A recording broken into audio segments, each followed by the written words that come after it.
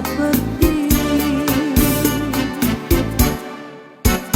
Perwira, janganlah kekanda bimbang untuk pergi berjuang. Andainya kau gugur, jasamu dikenang. Dengarlah laguku cipta, ku bahan mesra nan manja, sebagai ganti diri bersama kau berbakti untuk ibu pertiwi. Kekanda di medan perang, adinda di medan seni, sama-sama berjuang, sama-sama berbakti, semoga tabah hati. Majulah kekanda maju, jangan undur. Dinda mohon doa restu, rela sehidup semati bersamamu, perwiraku.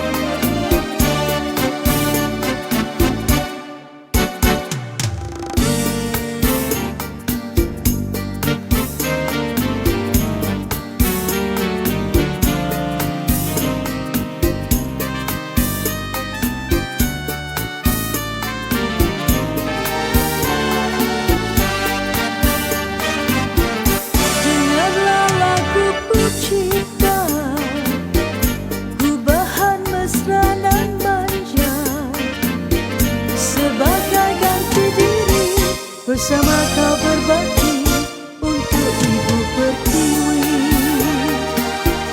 Kekanda di medan perang, adinda di medan seni, sama-sama berjuang, sama-sama berbakti, semoga tabah hati. Majulah kekanda maju, jangan undur. Dinda mohon doa restu, rela sehidup semati bersamamu, perwiraku.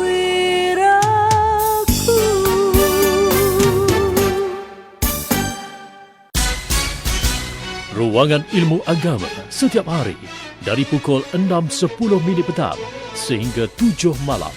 Selami Ruangan Interaktif Agama hanya di Kelantan FM.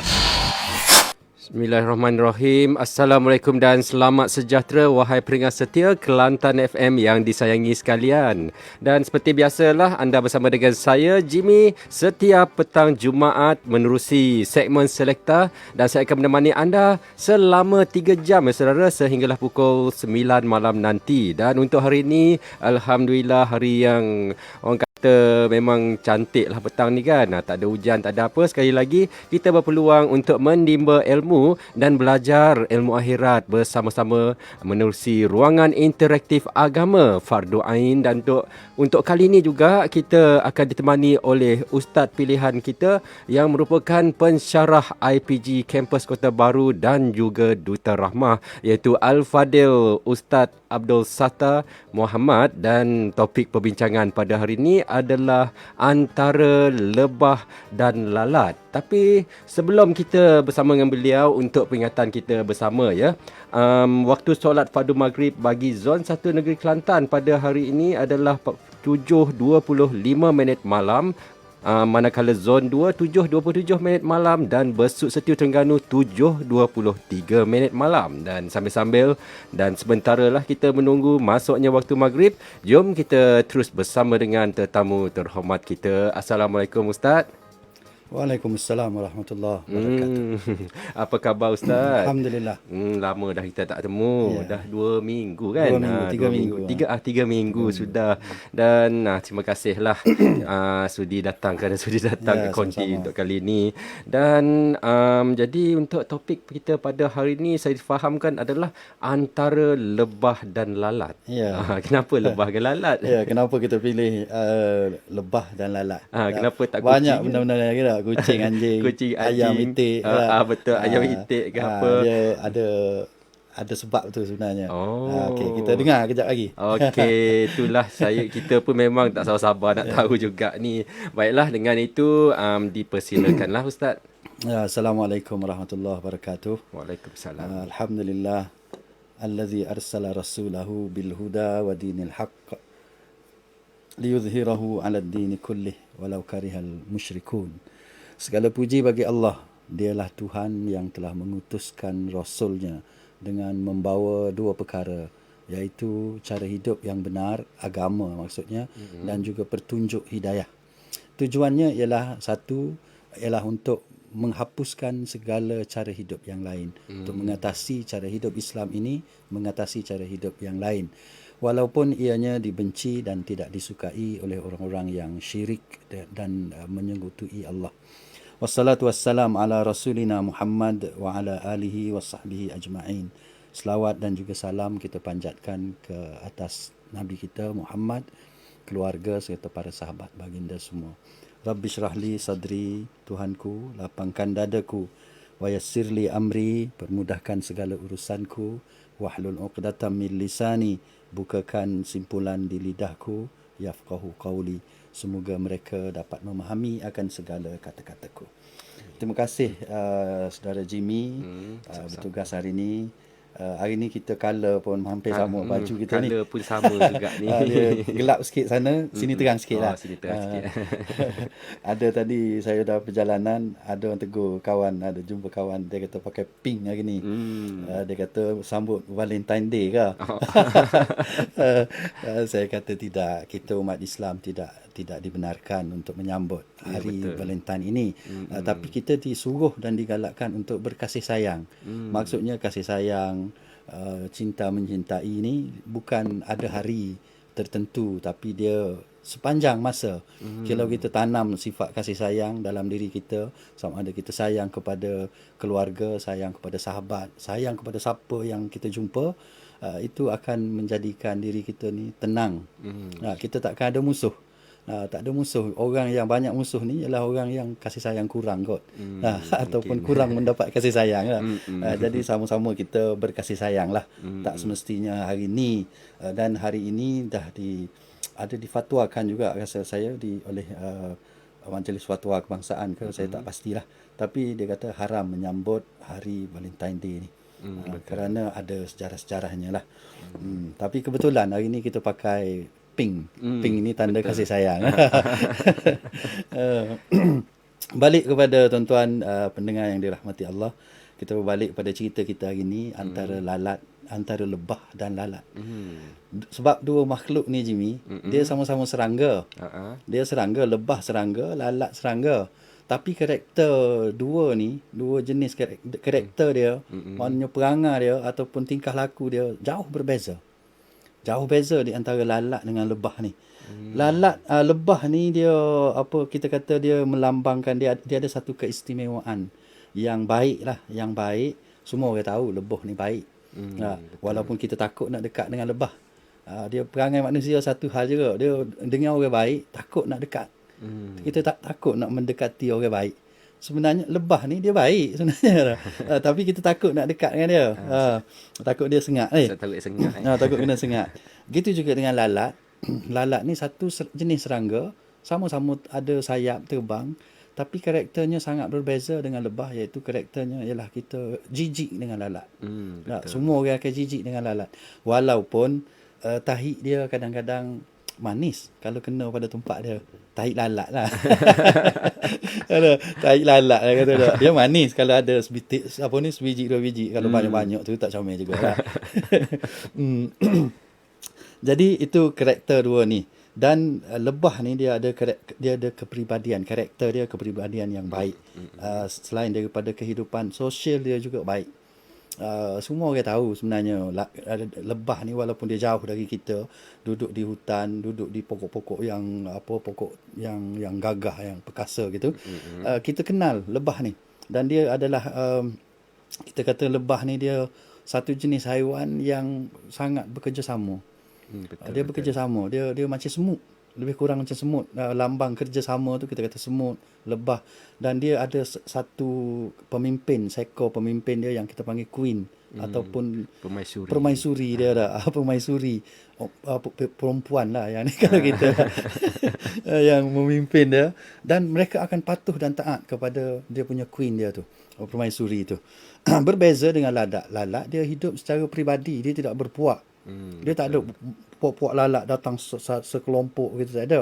Dan tempat mereka pun, lalat ni tempat yang kotor, yang jijik, makanannya kotor, makanan yang jijik, dan dia menghasilkan sesuatu yang sangat bahaya kepada kita lah.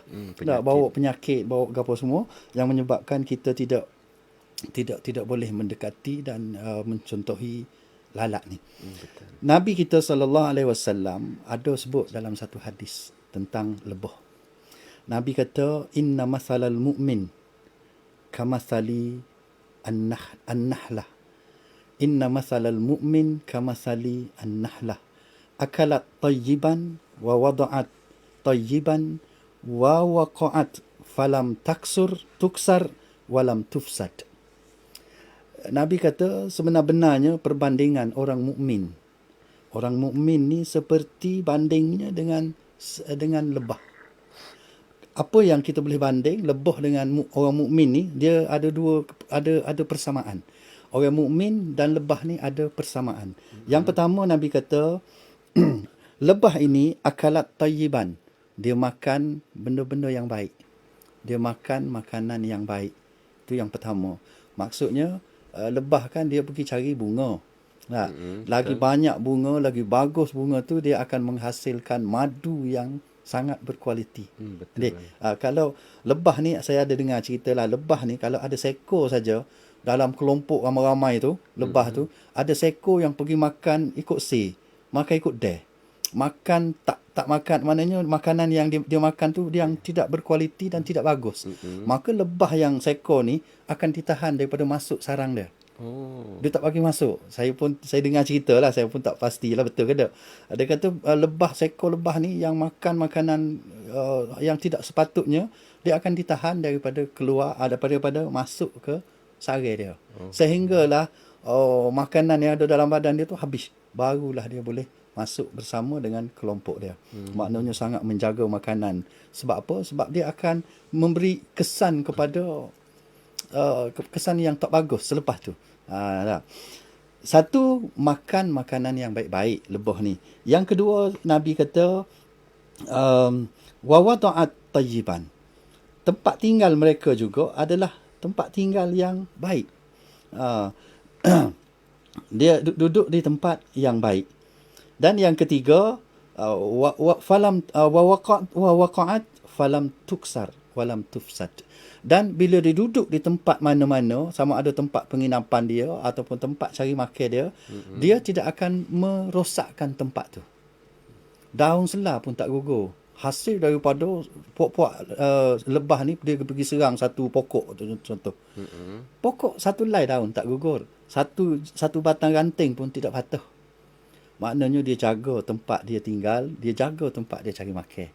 Ini yang boleh, ini persamaan sama dengan orang-orang mukmin. Orang mukmin dia makan makanan yang baik. Dia makan makanan yang baik. Dia apa nama tadi tu, dia duduk, ditinggal dalam kelompok masyarakat yang baik. Dan dia tidak akan merosakkan, dia tidak akan merosakkan orang selagi orang tidak kacau dia. Gitu juga dengan lebah. Lebah tak akan kacau orang sebenarnya. Dia tak kacau kita kalau kita tak gugat kedudukan dia. Kalau kita tidak mengancam keselamatan dia. Hak dia mari sengak tu, dia akan kejar sampai mati, sampai ke lubang cacing lah. Kalau kita kacau sarang lebah, yang orang nak ambil lebah tu kan, dia tak boleh kacau. Dia ada cara dia, orang nak pergi ambil madu di sarang lebah tu kan. Dia ada caranya, sebab tu dia selamat turun. Maknanya ada cara tidak kacau lebah, menyebabkan lebah tak akan kacau kita. Tu. Dalam sehingga contoh lebah ini yang dia boleh menjadi contoh kepada kita ni, sehingga Allah letakkan satu surah dalam Quran. Ada satu surah nama dia surah An-Nahli, surah lebah. Maknanya lebah ini begitu sinonim, begitu bersesuaian untuk kita jadikan contoh teladan dan untuk kita jadikan iktibar, pengajaran untuk menjadi seorang mukmin yang sebenar. Kita ambil daripada banyak haiwan ni yang kita boleh tiru, boleh ambil dia punya iktibar. Ayam depan rumah kita tu ada benda yang boleh kita tiru, ada benda yang boleh kita, maknanya ambil pengajaran. Ada kebaikan ayam, ada keburukan ayam. Ayam, itik, lembu, kubar, kambing, biri, semua tu dia sebenarnya Allah ciptakan binatang-binatang, segala makhluk lah sebenarnya tujuannya untuk menjadi iktibar kepada kita, menjadi pengajaran kepada kita. Jadi salah satunya ialah lebah ini. Allah cerita dalam surah lebah tu, cerita dalam surah An-Nahli tu, ayat yang ke 98, 99. Allah kata, wa auha rabbuka ilan nahli anittakhidhi minal jibali buyutan wa minas syajari wa mimma ya'rushun. Allah kata, diwahyukan, Tuhan kamu telah wahyukan kepada lebah supaya mengambil bukit-bukit, supaya tinggal di bukit-bukit.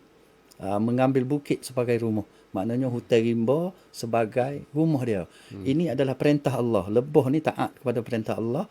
Allah wahyukan, maknanya memberi ilham kepada dia untuk dia hidup selesa ialah di bukit dan di bukit-bukit. Wa minas syajari, dan di atas-atas pokok yang teguh, yang pokok yang gagah.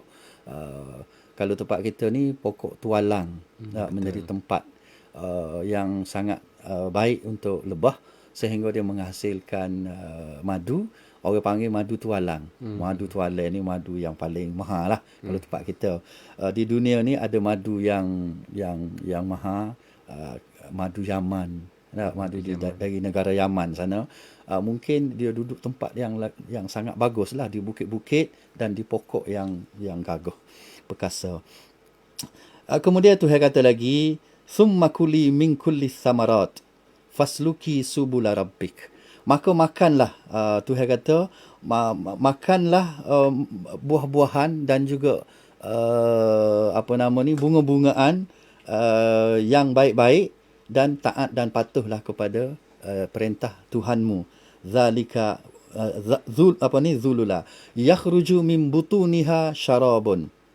Akan keluar daripada perut lebah ini minuman yang sangat baik, iaitu madu. Mukhtalifun alwanuhu, yang berbagai-bagai warna. Macam-macam jenis warna lebah ini. Shifa'an linnas.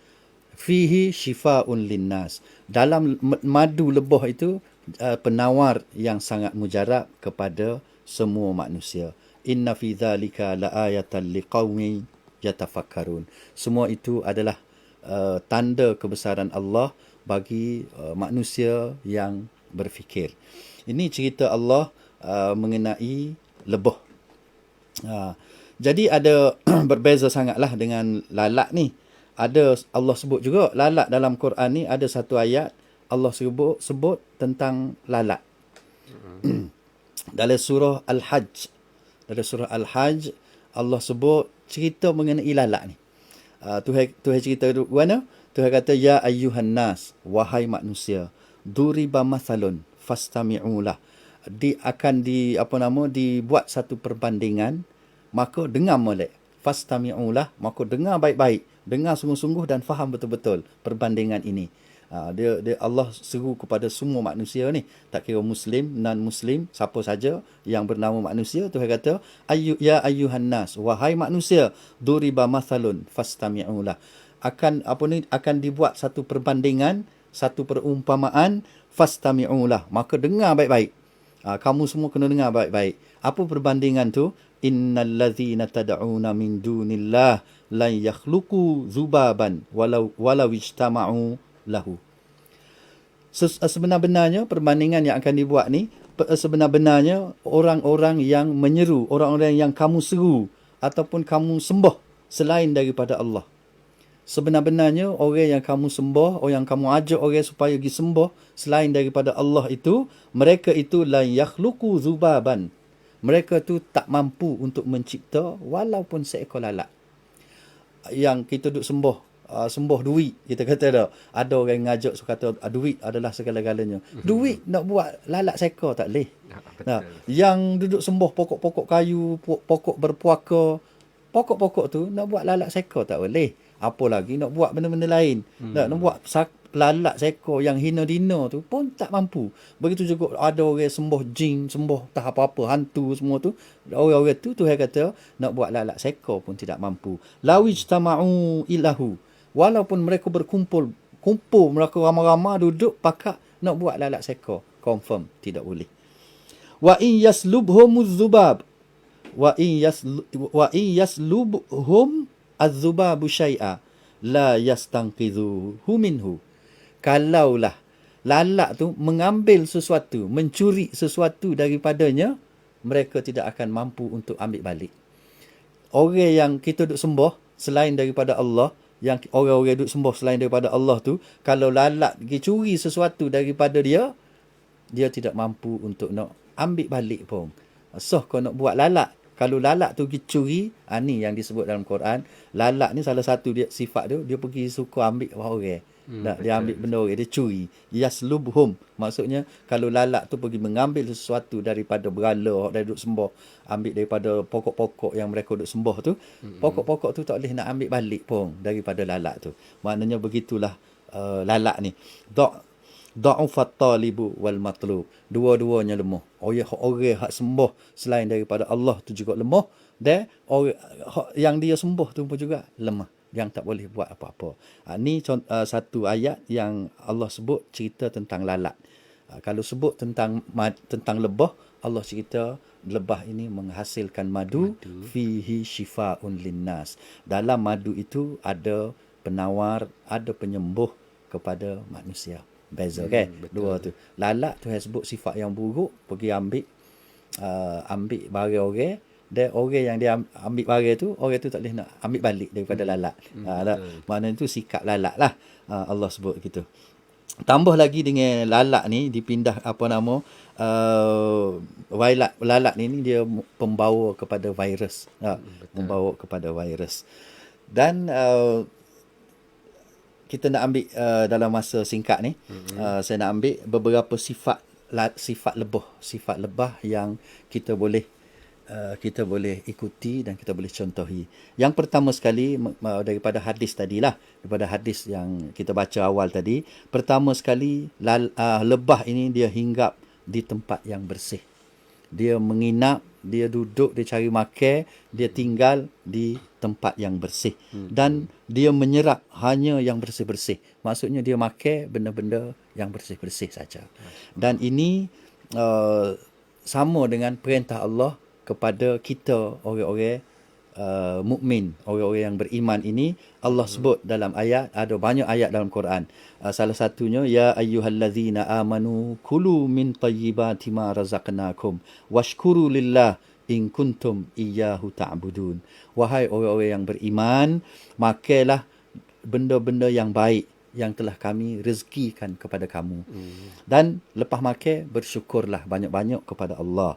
Jika kamu sebenar-benar menyembah Allah, menjadikan Allah tu sebagai Tuhanmu, maka mu kena makan benda-benda yang baik. Hasil daripada makan benda baik ni, benda yang halal, benda yang tayyiban ini, dia akan menghasilkan selepas tu ialah benda yang baik-baik lah. Kalau kita makan yang baik, kita bagi ke anak bini kita makan yang baik, maka anak isteri kita akan menjadi perangai baik. Tentu sekali lah, daripada makanan yang baik akan menghasilkan perangai tingkah laku yang baik, dan dia akan melahirkan badan yang sihat. Banyak kita dengar hari ni kita takut, kita gerun nak hidup rasa tak selamat, disebabkan oleh penyebaran COVID apa nama tu? Virus COVID. Virus COVID-19 COVID-19 tu. Nah, yang sebelum ni kita tak mimpi pun dia nak mari. Dan kita pun tak terfikir pun bahawa virus yang begitu ganas. Katanya hasil daripada, asalnya mari daripada haiwan dan manusia makan haiwan yang kok der. Makan bewok, makan ular, makan kelawar, makan gotung, makan goni. Akhirnya melahirkan wabak ini. Maksudnya kalau makan tak milih, tak cara halal haram, tak cara baik buruk, maka hasil dia akan jadi apa yang berlaku sekarang lah. Kita yang tak pernah makan benda koksi ni pun takut. Orang lain pergi makan benda koksi kok der. Nah, tahu koksi kok der tak, Jimmy? Koksi kok der. Sembarangan. Koksi kok der. Dia makan benda koksi kok der, akhirnya dia akan risikonya ialah kita orang yang makan benda baik-baik ni pun tak selamat rasa nak hidup. Wabak tu. Dan ayat suruh makan benda-benda yang baik ini bukan hanya kepada ayat tadi kita baca ya ayyuhallazina amanu, wahai orang-orang beriman. Ada satu ayat lagi dalam surah Al-Baqarah. Allah kata, Allah seru kepada semua manusia. Dalam satu ayat surah Al-Baqarah, kalau tak silap saya, ya, surah Al-Baqarah ayat 168. Allah sebut ya ayyuhan nas, wahai manusia. Tak kira mu Islam ke, mu bukan Islam ke, mu Melayu ke, mu Cina ke, mu India ke, mu gapo saja, mu Sia ke, ya ayyuhan nas, wahai manusia, kulu mimma fil ardi halalan tayyiban. Makanlah segala benda yang ada di muka bumi ini. Mu kena pilih makan apa dia, mu boleh makan belaka tapi mu kena pilih halalan tayyiban. Makanan yang halal dan makanan yang baik. Betul. Orang kita ni kadang-kadang kita rasa kita orang Islam saja kena makan benda halal. Orang bukan Islam tak apa, tak makan benda halal pun. Tak boleh. Allah kata, ya ayyuhan nas, wahai manusia, makanlah apa yang ada di bumi ini, pilih yang halal-halal dan pilih yang baik-baik. Wala tattabi'u khutuwatis syaitan. Jangan kamu wahai manusia ikut langkah syaitan. Orang bukan Islam pun tak boleh ikut syaitan ni. Syaitan ni jenis jahat. Syaitan jenis jahat. Maka orang bukan Islam kena hindarkan diri dia daripada syaitan. Bukan kita saja. Maknanya syaitan ini dia akan membawa kerosakan di muka bumi ini. Apa yang berlaku sekarang gitulah. Bila kita tak pilih makanan tu kita rasa ikut suka kita, ikut selera kita je kita nak makan, maka menyebabkan akibatnya sangat buruk. Tak, makan halalan tayyiban. Tayyiban ini ialah makanan yang baik. Maksudnya makanan yang seimbang.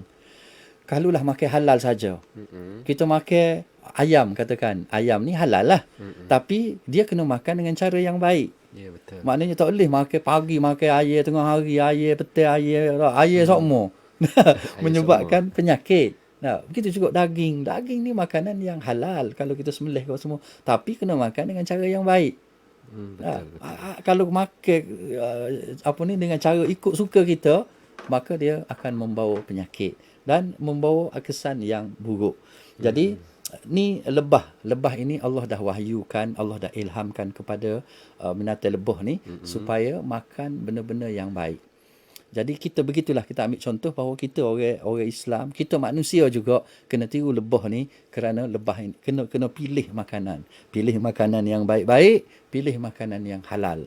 Ini satu peluang untuk kita umat Islam sebenarnya, sebab halal ini ada duduk di tangan kita. Betul. Kita yang boleh menjadikan satu makanan tu halal atau tidak halal.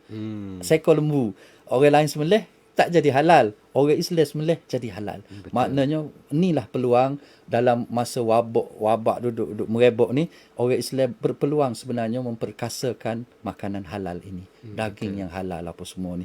Kita ambil peluang lah, kita orang Islam ambil peluang tekah ni. Itu satu. Yang keduanya, sifat yang baik lebah ini, yang keduanya mengeluarkan sesuatu yang sangat bersih. Maksudnya dia menghasilkan hasil daripada makanan yang bersih tadi, dia akan menghasilkan madu yang sangat berfaedah, madu yang sangat menjadi ubat kepada semua manusia. Macam ayat yang saya baca tadi, thumma kuli min kulli thamarat fasluki subula rabbik dzulula. Maka makanlah wahai lebah, makanlah bunga-bunga dan buah-buahan yang baik-baik dan ikutlah cara jalan Tuhanmu. Maksudnya lebah ini mesti ikut perintah Tuhanmu untuk memudahkan kamu. Kalau mu ikut jalan yang benar, jalan yang diwahyukan oleh Allah itu, maka kamu akan mudah. Kemudian yakhruju min butuniha syarabun mukhtalifun alwanuhu. Kemudian akan keluar daripada perut lebah itu minuman madu yang mukhtalifun alwanuhu, yang berbagai-bagai warna. Ada warna merah cerah sikit, ada warna gelap sikit, ada warna pekak sikit lah. Ikut kualiti lah. Ikut kualiti lebah tu. Fihi shifaun linnas. Di dalam madu itu terkandung penawar obat kepada semua manusia. Jadi kita ni gitulah. Kita ni suruh menjadi orang yang boleh memberi penawar kepada orang lain. Orang mukmin tugasnya pertama makan yang bersih-bersih, yang kedua dia akan memberi rahmat kepada orang lain. Kita ni bukan menyusahkan orang, tapi memberi kesenangan kepada orang lain. Dengan adanya kita ini, orang ramai akan rasa senang. Orang ramai akan rasa selesa dengan sebab ada kita. Tak ada kita, orang akan rasa kehilangan. Itu sepatut seorang mukmin. Bukan ada kita orang serabut perut. Tak ada kita orang senang hati. Tak ada dia senang hati kita. Nyanyi kita jangan jadi gitulah. Maknanya itu perangai orang mukmin yang kita boleh ambil daripada lebah. Lebah dia menghasilkan suatu yang sangat yang sangat kita perlukan. Madu ni sangat diperlukan. Dia ni boleh kita kata raja sekali. Bila Quran pun kata Allah sendiri, Allah yang cipta manusia ni, dia kata ubat yang terbaik untukmu ialah madu. Shifaun linnas. Maknanya kita terus percaya lagi. Kita nak percaya kepada siapa lagi? Pencipta kita kata madu itu adalah penawar kepada semua manusia. Maka nak cerita di sini bahawa kita kena jadi macam lebah tadi lah. Dalam cari makan kita, dalam kerja kita tak nyusahkan orang sebab kita kerja yang baik-baik. Bila kita kerja dengan kerja yang baik, orang tak susah. Kalau kita kerja yang tidak bagus, maka penjenayah ke apa, orang lain tak senang. Orang lain tak senang. Ada penjenayah seko je di kampung. Kampung kita ada seekor, tak boleh panggil seorang penjenayah ni. Huru-hara satu kampung lah. Huru-hara satu kampung. Tapi bila tak ada tu, maksudnya gitulah orang mukmin, dia tidak akan menyusahkan kehidupan orang lain, keselesaan orang lain, dia tidak akan memusnahkan. Betul. Tu. Jadi yang ketiga, dia tidak merosak. Dia bukan makhluk perosak. Lebah ini bukan makhluk perosak. Dia tidak akan kacau orang, dia tidak akan kacau haiwan-haiwan lain selagi mana mereka tidak mengganggu lebah itu. Lebah tak akan kacau orang selagi mana orang tidak kacau lebah. Tapi sekali mu kacau aku, kata lebah, aku kejar mu sampai lu bercaci. Jadi itu, dan itulah perangai sepatutnya ada kepada kita orang mukmin. Orang mukmin dia tidak akan kacau orang, dia tidak akan cari musuh. Ada dalam ayat Quran, saya tak ingat nak ambil ayat tu. Orang mukmin ni, hadis kau gitu. Orang mukmin tidak akan mencari musuh, tapi kalau musuh mari, mereka tidak akan undur. Ni perangai orang mukmin. Bukan dayus, bukan pengecut kita orang mukmin ni. Nampak lembek-lembek gini Jimmy. Kacau kita, kita tidak akan undur walau setapak. Sebab bagi kita, bila ada orang kacau kita, kita mempertahankan hak kita, mempertahankan keluarga kita, mempertahankan harta kita, mempertahankan agama kita. Allah kata syahid. Kalau mu mati syahid. Mati yang paling mulia. Cara mati yang paling mulia ialah mati syahid. Dan syahid ini kena jadi satu idaman, satu apa kita panggil, satu cita-cita kita. Amal kita maksudnya cita-cita kita adalah untuk menjadi seorang yang syahid. Iaitu kita mati bukan mati kena langgar kalori, bukan mati jatuh lokal, bukan mati bunuh diri, tapi kita nak mati kerana kita mempertahankan agama yang orang nak mari ceroboh. Kita tidak akan ceroboh orang, tapi kalau orang ceroboh kita tidak akan undur. Gitulah perangai lebah. Kita kalau kena ada petua-petua dia lah, so nak selamat daripada lebah ni. Bila lebah kejar kita, terjun sungai. Terjun sungai. Lebah tak boleh masuk le sungai. Tapi nak cerita bahawa orang mukmin mesti bersikap sedemikian. Kita tidak kacau orang, kita tidak cari musuh, kita tidak dibenarkan untuk mencipta musuh. Create musuh ni tak boleh. create musuh ni apa bahasa Inggeris? Enemy. Enemy. Kita ngaji Inggeris tak ada jaga sekali. Kita tidak dibenarkan mencipta musuh. Tapi kalau musuh mari, kita tidak dibenarkan untuk undur balas tapuk. Kita kena lawan musuh, biarlah sampai ke titisan terakhir. Kerana titisan terakhir itu diganjarkan kita dengan ganjaran syahid. Betul. Yang keempat, akhir sekali yang keempat. Tidak pernah melukai kecuali kalau diganggu. Lebih kurang tadi lah. Dia tidak akan mengganggu tempat dia cari makan, tempat penginapan dia. Dia tidak akan rapah tempat orang. Lebah ini, dia perangai dia tidak akan duduk sarang ni, lepas tu dia ceroboh sarang lain. Dia akan kekal dengan sarang dia. Lebah lah ni yang paling dekat dengan kita, kelulut. Jenis lebah juga tu tak? Kelulut. Kita tengok kelulut. Ada orang, kawan-kawan saya ramai yang bela kelulut ni. Kita tengok kelulut yang sarang A, dia tak akan pergi ke sarang B. Dan dia tak bergaduh walaupun letak dekat-dekat. Dia tahu sarang dia di mana. Dia tak akan ceroboh masuk sarang orang lain walaupun dia tak nak masuk sarang ni sebab sarang ni madu banyak kau. Dia tidak gitu. Dia akan pergi balik ke sarangnya. Ada deria dia lah, lebah kelulut ni dia ada satu deria dia.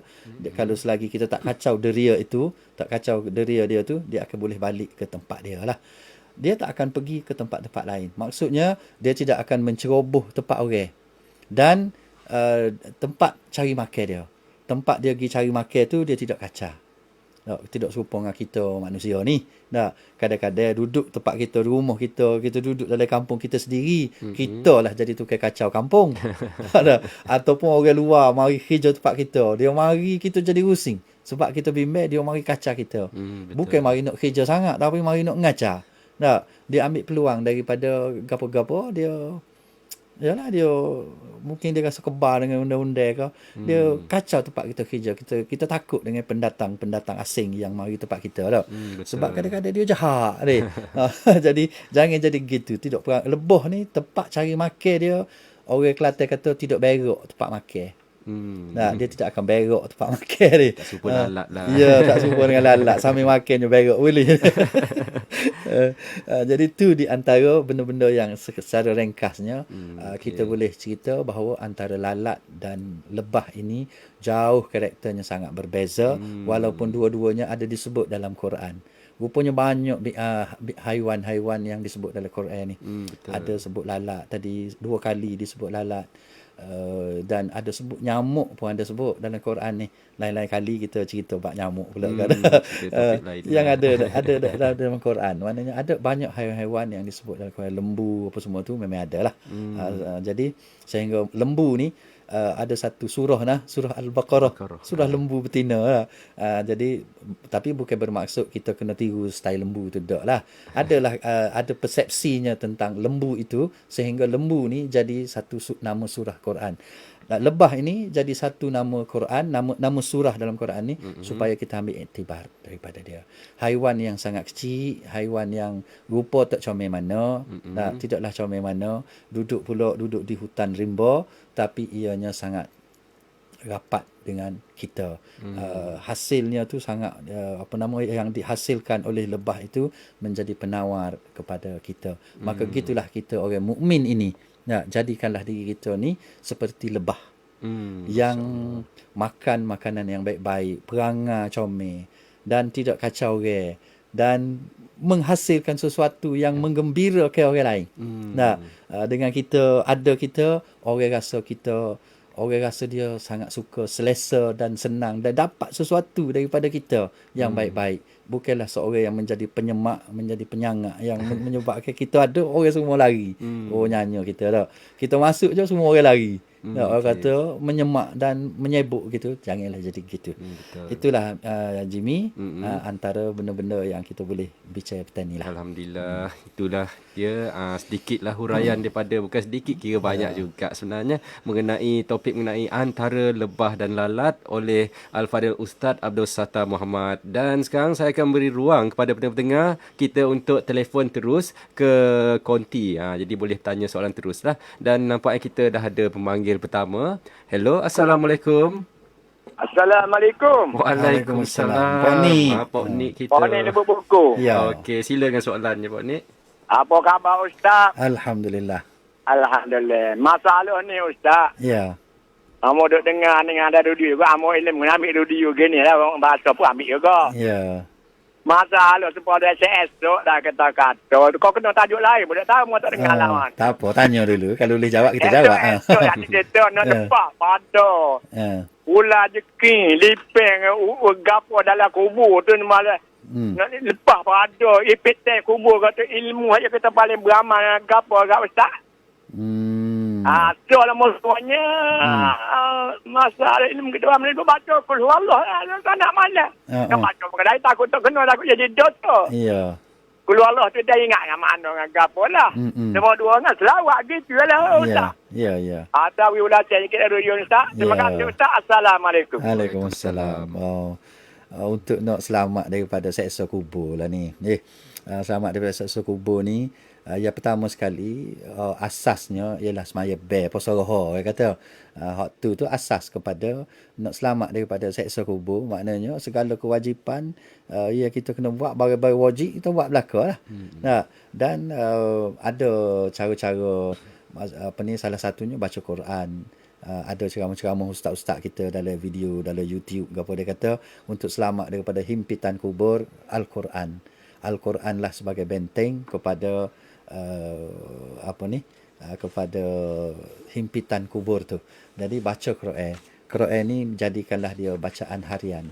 Walaupun satu ayat, dua ayat sehari tak pedah. Baca kita ingatlah pedah. Macam Pak ni kata dia Qul huwallah jah dia reti dia tahu, maka bacalah Qul huwallah. Quran ni boleh baca mana-mana. Jadi banyaklah baca Quran. Dan kalau boleh kat setiap lepas maya bacalah satu muka surat tak pedah. Kalau orang tak ada kerja dia boleh baca satu juz hari, satu juz lepas solat tu. Kita orang sibuk ni nak baca satu muka surat tak pedah. Ataupun baca satu ayat tak pedah, rasa tak ada masa benar kita ni, Allah sibuk sangat. Bacalah satu ayat selepas baca Quran, lepas maya tu baca satu ayat. Insya-Allah akan maknanya mungkin Tuhan bagilah keselesaan kita semasa di kubur dan dia hindarkan himpitan kubur ke apa semua tadi tu. Barang kita tak nampak belaka. Jadi tapi kita kena ngelak masa kita hidup ni lah. Dah mati baru nak ngelak tak ada dah. Nah, masa hidup ni cubalah banyakkan zikir. Ada Nabi kata siapa dia baca kalau lepas maya dia baca dia berzikir dengan subhanallah 10 kali. Alhamdulillah 10 kali, Allahu Akbar 11 kali. Kalau setiap kali setiap kali maya baca 10 kali ya. Subhanallah 10 kali, Alhamdulillah 10 kali, Allahu Akbar 10 kali. Maknanya lepas masa nak tidur baca 33 kali. Subhanallah 33 kali, Alhamdulillah 33 kali, Allahu Akbar 34 kali. Cukup 100. Bila baca ni amalan ni Nabi kata kalau mu ada sehari mu buat 2,500 dosa sehari. Kalaulah kamu melakukan 2,500 dosa sehari, dosa Allah akan gugurkan. Allah akan ampunkan dosa itu. Dengan amalannya subhanallah 10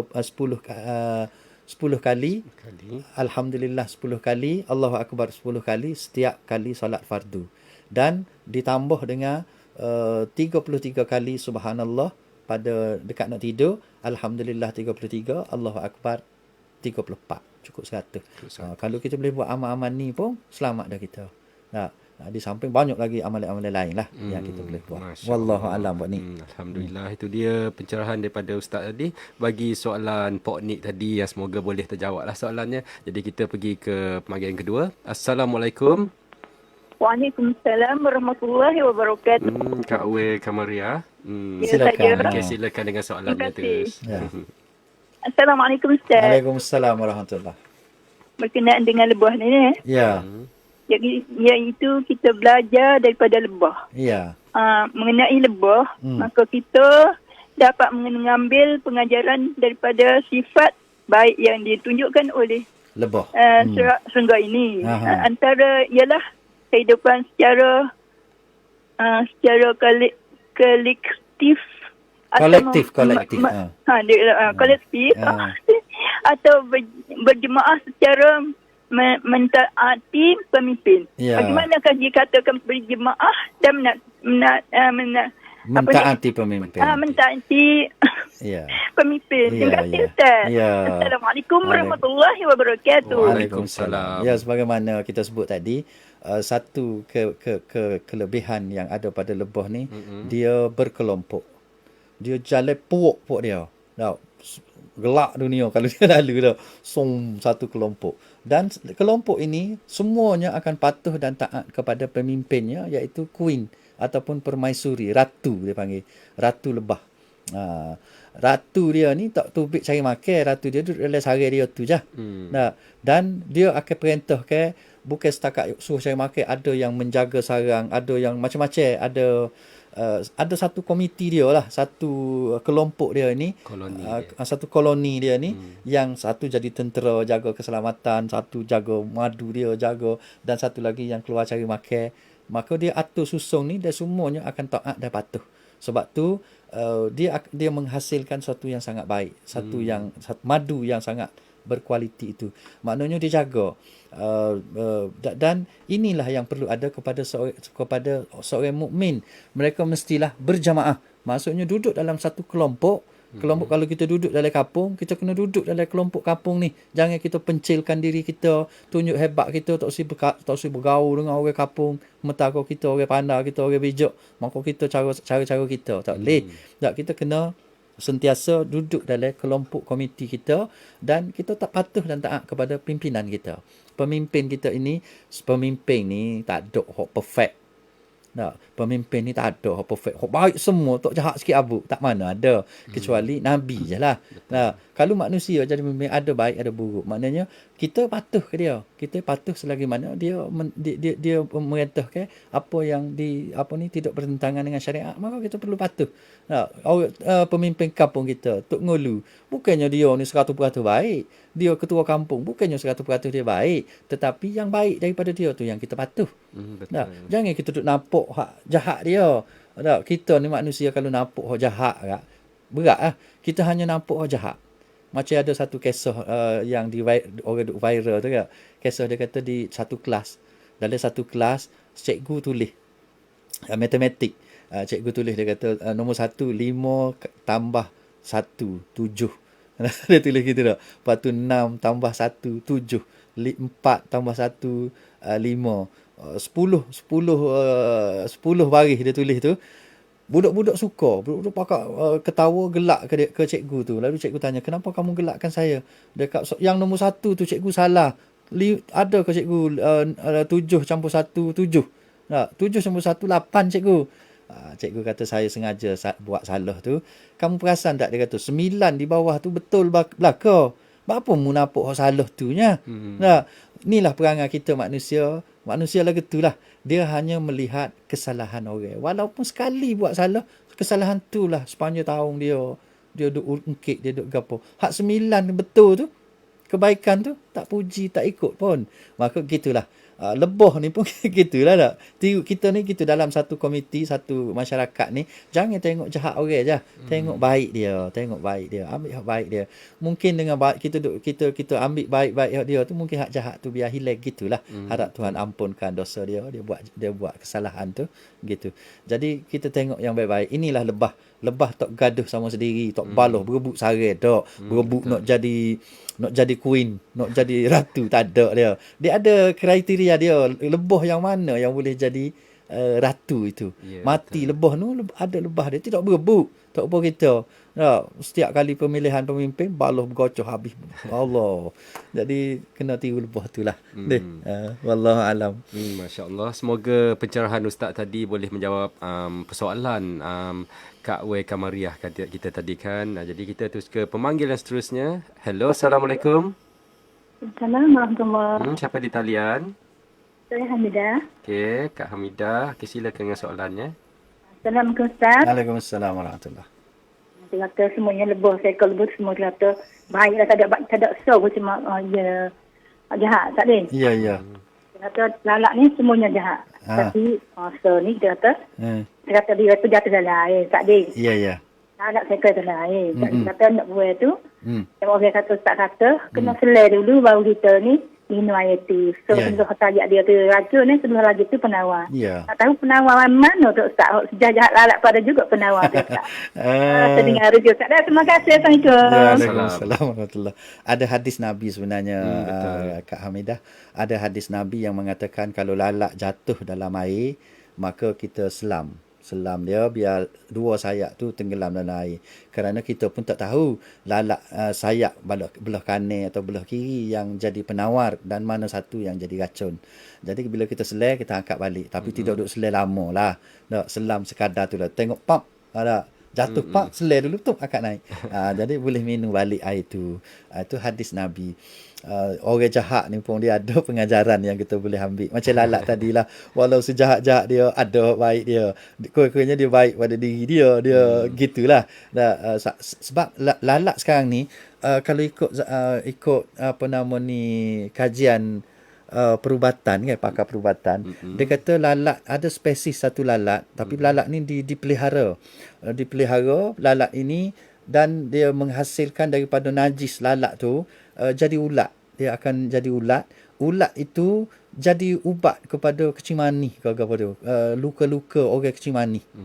Saya pernah tengok ada sekali tu, saya pergi hospital, ada seorang pakcik tu balut, dia punya kaki dia balut.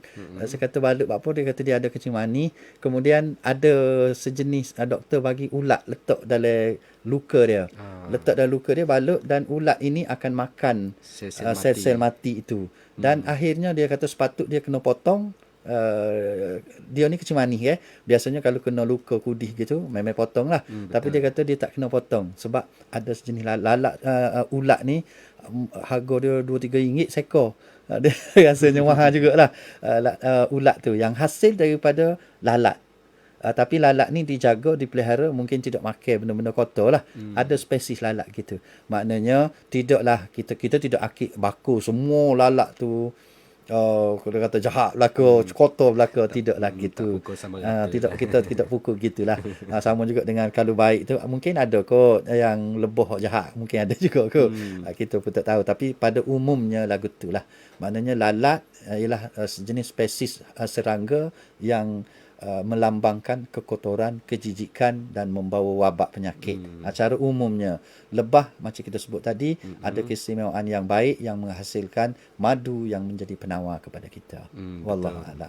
Okey, itulah sedikit pencerahan daripada Ustaz tadi. Semoga boleh terjawablah soalan Kak Hamidah tadi. Jadi rasanya dia lagi lah, kita ambil lagi. Ya, boleh. Okey, Assalamualaikum. Assalamualaikum. Waalaikumsalam. Ya, teruskan. Assalamualaikum Ustaz. Waalaikumsalam. Siapa tu Kak Sah ni. Kak Sah. Kak Sah. Ya, Bukit Mana. Silakan. Ini kan ni. Ini kan ni. Ya. Jimmy ya, saya. Ada Jimmy kita. Alhamdulillah sihat. Kak Sah sihat. Alhamdulillah. Okey, silakan soalannya Kak Sah. Dia ni Ustaz. Ya. Saya nak tanya Ustaz, saya dengar Ustaz yang macam lebah dengan lalat ni banding kita Islam lah Ustaz dah. Ya. Macam Islam orang mukmin dan orang kufur tu. Apabila orang mukmin itu bersatu padu, itulah dipanggil lebah Ustaz dah. Ya. Apa orang kufur dan pakir tu, dia tu orang macam orang itulah Ustaz dah. Ya. Tengok tu Ustaz, lagi mana pun cara lebuh dengan lalat tu Ustaz. Dengan tu saya anak tu jelas tak jelas balik lagi. Dengar dia Ustaz dah? Ya. Assalamualaikum. Waalaikumsalam warahmatullahi. Jadi ginilah, kita buat kesimpulan lalu dengan soalan ni dah Kak Sah tanya lagu mana kita dengan lalat dengan lebuh ni. Jadi kita dua-dua ni kita ambil pengajaran sebenarnya. Allah ni memang dia jadikan sesuatu ni, dia jadikan makhluk dia hak baik, maka dia buat hak jahat. Dia buat hak comel, dia buat hak uduh. Apa tujuan tu? Allah jadikan hak uduh. Dari samping dia buat kita ni comel manusia, ada ancaman-ancaman dia. Maknanya yang barang buruk ada yang muslim, ada yang bukan muslim kita kata. Bukan untuk perang, bukan untuk balah. Kita orang mukmin bukan suruh balah dengan orang bukan Islam tak, dengan orang kafir tidak. Tetapi itulah satu ancaman, orang kita panggil satu gapo kita kata kita orang Islam. Bila kita tahu yang kita ni molek, maka kita perlu ajak orang lain hak tidak molek lagi tu bersama dengan kita. Nah, itulah tugas kita. Kalaulah kita kata orang tu jahat, maka bukan kita kata kita nak musuh dengan orang jahat tu, tapi kita kena ajak dia supaya dia jadi baik. Dengan sebab adanya orang jahat tu, kita nak buat baik pun payah. Betul. Dengan ada seorang orang buat jahat, macam dalam kampung kita, ada seorang jahat, maka segala semua orang baik ni jadi susah nak buat baik. Ada seorang pencuri lah kita kata tak. Nak pergi masjid pun payah kita. Nak pergi masjid, nak tinggal rumah, takut dia masuk rumah kita, betul. takut barang hilang. Jadi kalau kita duduk bermusuh dengan orang jahat seorang ni, maka tak selesai masalah. Nak menyelesaikan masalah, ambil orang jahat ni, jadikan dia orang baik. Betul. Berusaha jadi orang baik, barulah aman tenteram kampung kita. Maka gitulah tugas kita orang Islam ini. Tugas Nabi tadi dia ayat dah. Yang mukaddimah saya baca ayat tadi, huwallazi arsala rasulahu bil huda wa dinil haq. Allah Rasul ini diutuskan oleh Allah untuk bawa dua perkara, cara hidup yang benar dan petunjuk. Maka dua-dua ni duduk di kita dah. Cara hidup yang benar ada dekat kita, petunjuk ada dekat kita. Maka bukan kita nak guna untuk kita je, tapi kita nak guna, nak sebarkan kepada orang-orang lain lagi, supaya mereka juga mendapat petunjuk, supaya mereka juga mendapat cara mengamalkan cara hidup yang baik ini. Jadi semua kita kena jadi lebah, sama ada kau Muslim atau kau bukan Muslim pun kena pakat jadi lebah belaka. Sebab kalau ada lalak seka dalam masa kita duduk makan, seka je lalak. Tak selesa dah kita makan dah.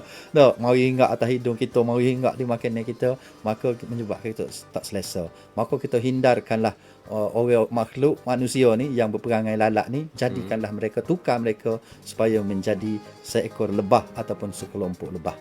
Saya rasa itulah yang kita boleh ambil petang ni. Semoga kita semua mendapat manfaat dan semoga kita semua mendapat jadi seorang mukmin yang benar-benar yang dikehendaki oleh Allah. Jadi cukup sekadar tu. Aku lu qauli hadza, astaghfirullah li wa lakum. Wassalamualaikum warahmatullahi wabarakatuh.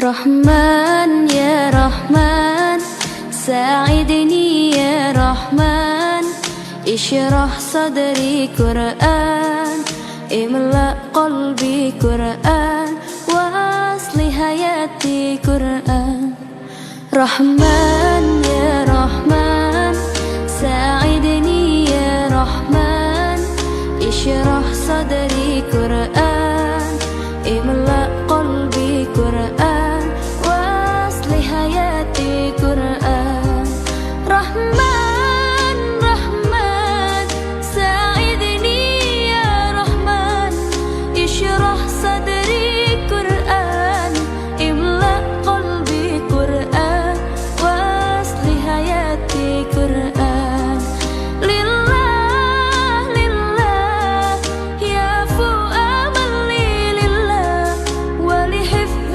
كتاب من أول بسم الله للختم وللردوان رحمن يا رحمن ساعدني يا رحمن اشرح صدري قرآن املأ قلبي قرآن واصلح حياتي قرآن رحمن يا رحمن ساعدني يا رحمن اشرح صدري قرآن املأ قلبي قرآن واصلح حياتي قرآن يا نور يا نور يا محكم يا تنزيل لمحمد عن جبريل من رب العرش دليل للعالم والإنسان تكبير تكبير للحافظ وهو صغير وضاع العين كرير يميل فجرا لينير بتلاوته الأكوان رحمن يا رحمن ساعدني يا رحمن اشرح صدري قرآن املأ قلبي قرآن واصلح حياتي رحمن يا رحمن ساعدني يا رحمن اشرح صدري قرآن املأ قلبي قرآن واصلح حياتي قرآن الله الله اللهم اجمعنا بكتابك وانفعنا واجعله لنا حسنا وهدى أبدا ومان رحمن رحمن ساعدني يا رحمن اشرح صدري قرآن املأ قلبي قرآن واصلح حياتي قرآن رحمن يا رحمن رحمن يا رحمن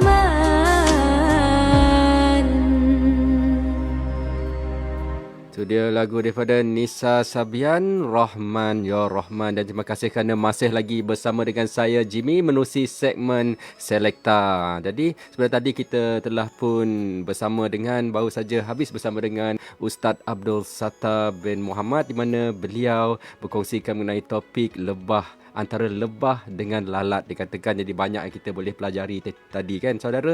Jadi ni untuk perkongsian kita bersama. Waktu sekarang pun dah pukul 7.06 malam.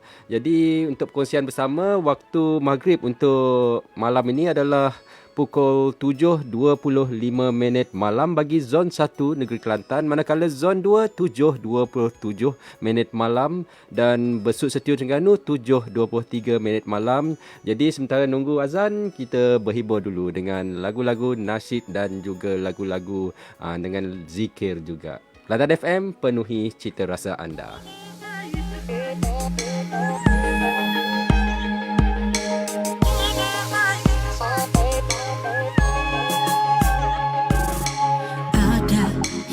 Berjalan, ada yang sedang berlayar, ada yang juga di angkasa, ada yang baru belajar, ada tengah temu duga, ada yang bosan dengan kerja. Tak kisah kita di mana, kita mula dengan nama kebesarannya. Oh, Bismillah. Walau sekecil mana kita langkah, Bismillah.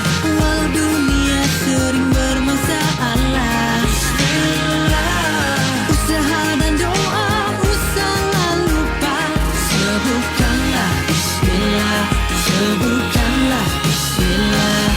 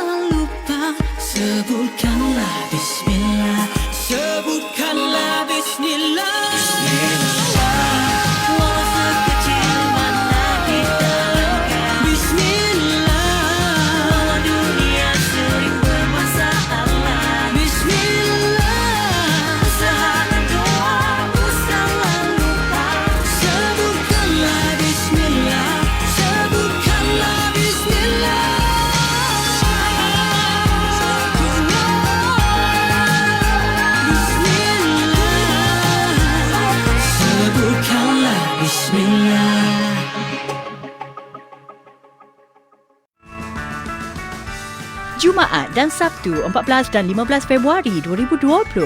Yang berhormat Datuk Edin Shazli Sid, Timbalan Menteri Komunikasi dan Multimedia Malaysia KKMM mengadakan lawatan kerja 2 hari ke Kelantan. 14 Februari sebelah petang beliau berkunjung ke sekitar Surau Al-Qudus, Rantau Panjang untuk program Info on Wheels. Sabtu 15 Februari pukul 9 pagi, Yang berhormat Timbalan Menteri ke Jabatan Penyiaran Malaysia RTM Kelantan bertemu pengurusan tertinggi bagi setiap agensi di bawah KKMM. Petangnya pula beliau bersama-sama penduduk kampung di Sekolah Kebangsaan SK Kubang Kuau, Rantau Panjang bagi penyampaian watikah pelantikan komuniti Harapan Malaysia. Pergi berhumah di Pasir Pekan, sebelum pulang mengail ikan. Kehadiran YB kami alu-alukan. Kecil tapak tangan, nyiru kami tadahkan. Saleh, saya ada beli KFC 15 ketul RM15 je. RM15, 15 ketul? Katakan ini benar, Janet? Benar, Saleh, benar. 15 ketul RM15. Tak mungkin. Oh, kenapa sukar kau percaya, Saleh? Sukar nak percaya? Dapatkan KFC 15 ketul untuk RM15 setiap hari. 10 nugget, 5 crispy tenders. Tapi bukan selamanya. Kelantan FM. Ya Hanana, Ya Hanana, Ya Hanana, Ya Hanana, Ya Habibal Qalbi, Ya Khairal Baraya.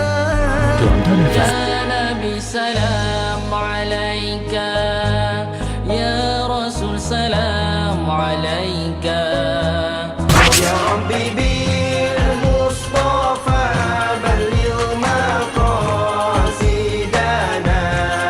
Kelantan FM. Hai, Wang Mak. Aku buat jogging. Mari singgah dulu minum teh tarik si Ubi. Waduh ni. Nak sihat kena exercise. Makan minum pun kena jaga. Demo ni asyik duk minum hok manis-manis je. Bahaya. Tak takut kerak kaki ko? Takut, tapi... Berubuh lah, Mek. Amalkan ni. Teh kunyit itik. Tubuh lebih segar daripada tenaga. Tambah pula dengan kapsul Superior. Bolehlah kita jogging sekali lepas ni. Pak nak beli mana? Di World Beauty Center, Diamond Cream, DP IPK Kota Baru. Telefon 012-939-518. Pergi, beli selalu.